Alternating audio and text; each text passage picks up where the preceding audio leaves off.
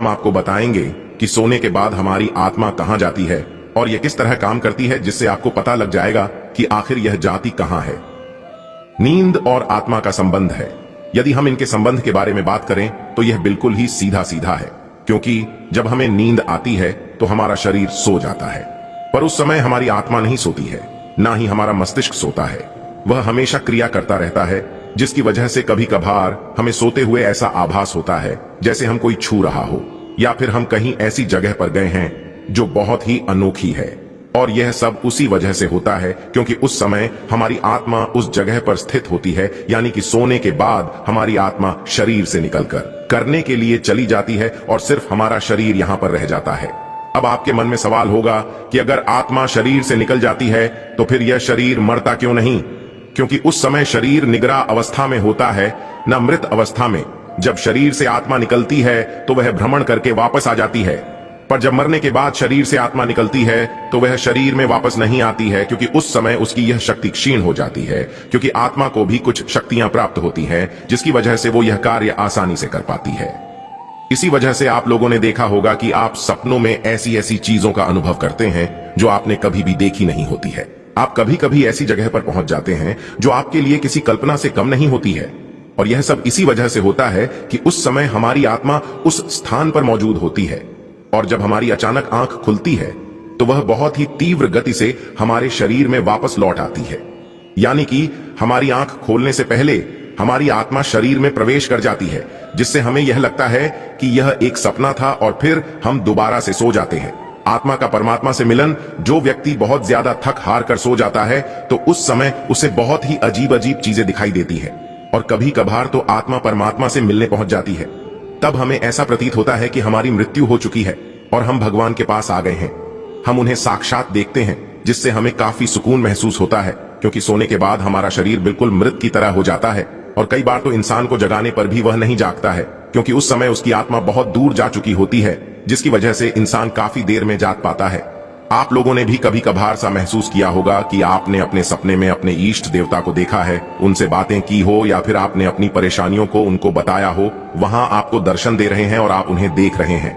कई सारी ऐसी और प्रक्रिया होती है जो आपके ये बहुत ही अनमोल होती है। आप यह सोचते हो कि आप अब यही रहे और बस इन्हीं को देखते रहे, पर यह सब आपकी आत्मा कर रही होती है, और आपका शरीर तो आपके बिस्तर पर होता है। पर आपकी आत्मा ईश्वर के पास पहुंच जाती है, पर उस समय हमारा मस्तिष्क हमें यह संदेश देता है कि अभी हम जिंदा हैं और यह हम सिर्फ सपना देख रहे हैं, जिस वजह से हमारी एकदम आंख खुल जाती है और हम वहां से लौटकर आ जाते हैं। तब हमें ऐसा महसूस होता है कि काश और सुन लेते तो कितना अच्छा होता, और आप फिर उसी सपने को देखने के लिए दोबारा सो जाते हैं।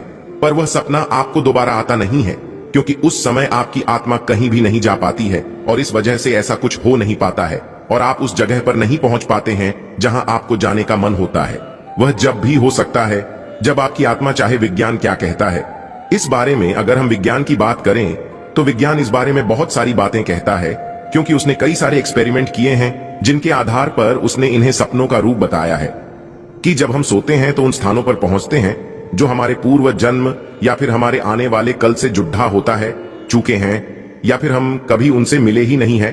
और ऐसा सिर्फ इस वजह से होता है कि उस समय हमारी आत्मा उसी स्थान पर होती है, और इसी वजह से वैज्ञानिक आविष्कारों में, साहित्य आविष्कारों में इनकी अहम भूमिका होती है, क्योंकि यह सब इंसान सोते हुए देखता है और उन्हीं क्रियाओं को वह अपने जीवन में उतार कर सफल बनाता है। क्योंकि जब तक हम किसी चीज को देखते नहीं हैं तब तक हम उसे कर नहीं सकते हैं, और यह सब हमारी आत्मा हमसे करवाती है।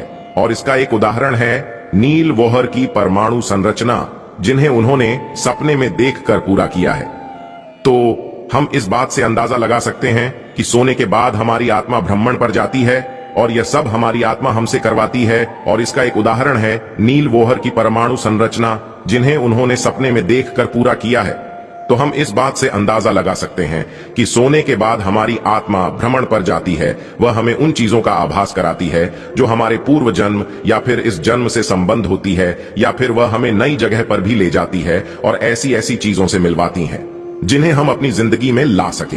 क्योंकि आत्मा चाहती है कि इंसान उन चीजों को अपनी जिंदगी में अपनाए, और इसी वजह से ऐसा कुछ होता है। और इसीलिए विज्ञान भी मान चुका है कि हाँ, सोने के बाद आत्मा शरीर से निकलकर भ्रमण पर जाती है, क्योंकि कई सारे ऐसे उदाहरण हमें देखने को मिल जाते हैं और विज्ञान ने भी इस पर कई सारी रिसर्च की है। तब जाकर उन्होंने इस पर यह टिप्पणी की है।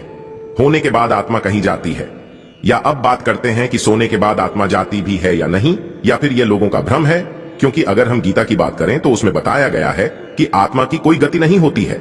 गति तो मन करता है, जिसकी वजह से हम जो कुछ भी देखते हैं वह मन की वजह से होता है, और आत्मा हर जगह विद्यमान है, जिसकी वजह से हम यह नहीं कह सकते हैं कि आत्मा कहीं जाती है, क्योंकि वह तो सब जगह पर पहले से ही मौजूद होती है। पर अगर हम विज्ञान की माने तो आत्मा सोने के बाद भ्रमण पर चली जाती है।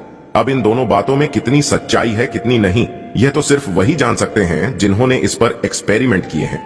पर आज की दुनिया में विज्ञान सबसे आगे चल रहा है, पर हम गीता की बात को भी झुठला नहीं सकते हैं, क्योंकि उसमें जो लिखा है वह भी सच है। तो इसका मतलब कि सोने के बाद आत्मा कहीं नहीं जाती है, बल्कि हमारा मन ही गति करता है, जिसे विज्ञान अपनी भाषा में कहता है कि आत्मा सोने के बाद भ्रमण पर चली जाती है, जिसकी वजह से इंसानों को नए नए सपने देखने को मिलते हैं।